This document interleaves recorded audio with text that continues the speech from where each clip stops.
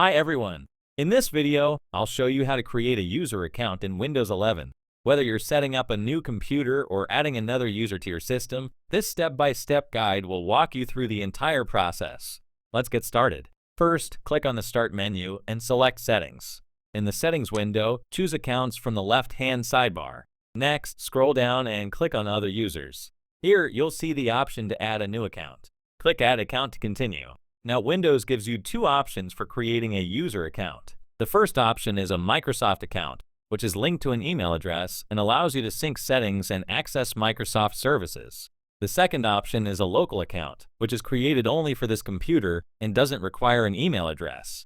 In this tutorial, we'll create a local account. You can always connect a Microsoft account later if you want.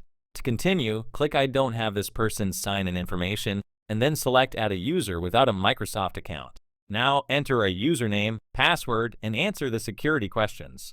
Once you've filled in all the required details, click Next. That's it. The new user account is now created and ready to use. And there you have it, creating a user account in Windows 11 is quick and easy. If you found this video helpful, give it a thumbs up and subscribe for more Windows 11 tips and tricks. Thanks for watching.